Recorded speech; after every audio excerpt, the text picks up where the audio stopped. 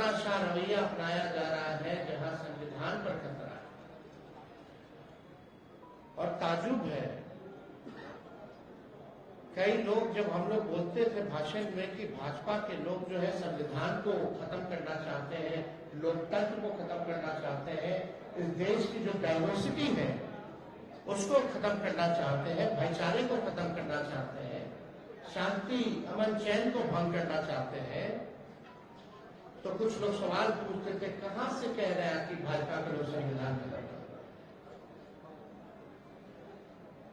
आज आप लोगों ने देखा होगा अपने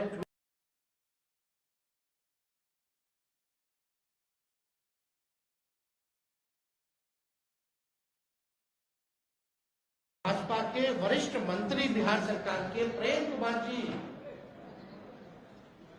साथ बैठे हैं और उनके सामने एक भाजपा का वरिष्ठ नेता कहता है कि हमको प्रचंड बहुमत चाहिए, 400 पार कराइए और हम लोग संविधान को खत्म कर देंगे। हम लोग ये बताना चाहते हैं कि किसी माई के लाल में दम नहीं जो हमारे देश का संविधान को बदल सके, लोकतंत्र को छीन सके, और जो असली चेहरा जो बीजेपी का है वो सबके सामने वो उजागर हो चुका है। जो असली चेहरा जो है वो उजागर हो चुका है भाजपा का। यानी जो बात हम लोग कहते थे कि संविधान और लोकतंत्र पे खतरा है, आज भाजपा के लोग ही जो है भाषण कर रहे हैं, खुल करके बोल रहे हैं कि संविधान को खत्म करना है। ये बाबा साहब अम्बेडकर का लिखा संविधान जो देश को जोड़ने का काम करता है, जहां सामाजिक न्याय के साथ साथ सबका सम्मान है, सबका अधिकार दिया गया है। और जब संविधान खत्म हो जाएगा तो लोकतंत्र खत्म होगा, तो लोकतंत्र खत्म होगा तो वोटिंग खत्म हो जाएगी। जो आप वोट करना चाहते हैं, आज चुनते हैं सरकार को, इनका असली एजेंडा है कि उस हिसाब से खत्म हो जाए और एक तानाशाही पूरे देश में जो है वो लागू हो जाए।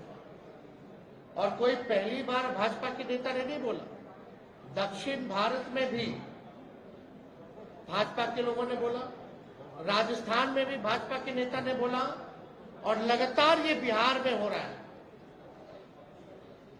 जब लोग जागरूक हो गए, जब अधिकार के लिए लड़ने लगे, जब दलितों की पार्टियां बनने लगी, जब अति पिछड़ों का पार्टियां बनने लगा, पिछड़ों की पार्टियां बनने लग गई, तो बीजेपी को डर हो गया। इसलिए चाहते हैं कि संविधान को खत्म कर दिया। तो आज बेहद खुशी है कि मुकेश साहनी जी ने आज महागठबंधन जो है उसमें शामिल हुए हैं, और हम सब लोग, पूरा राष्ट्रीय जनता दल परिवार, सभी हमारे महागठबंधन के सभी साथी, इनका हम लोग स्वागत करते हैं। और आप लोग सब लोग जान रहे हैं कि आज शामिल हो रहे हैं, लेकिन इससे पहले महागठबंधन में हम लोगों ने सीटों का ऐलान कर दिया है। सीटें बता दी गई हैं, कौन सा सीट कांग्रेस के खाते में गया और कौन सी सीटें जो है लेफ्ट पार्टियों के खाते में गई, और कौन कौन लोग कितने कितने सीटों पर लड़ेगा। तो आज मुकेश साहनी जी ने एक महत्वपूर्ण निर्णय लिया है बिहार के हित के लिए, संविधान और लोकतंत्र आरक्षण को बचाने के लिए।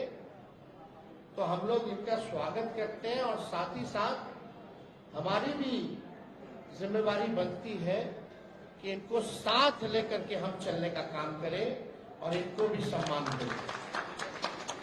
तो उसी तर्ज पर जैसा आप लोगों की जानकारी में है, जैसा महागठबंधन ने ऐलान किया था इसी जगह पे कि 26 सीटें जो है राष्ट्रीय जनता दल चुनाव लड़ेगी।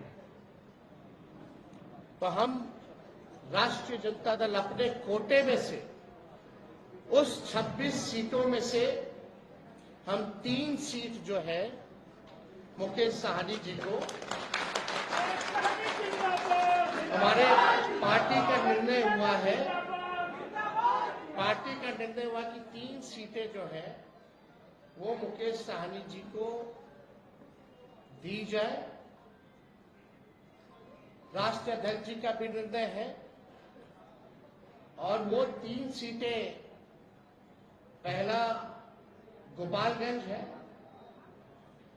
दूसरा झंझारपुर है और तीसरा जो है मोतिहारी सीट जो है।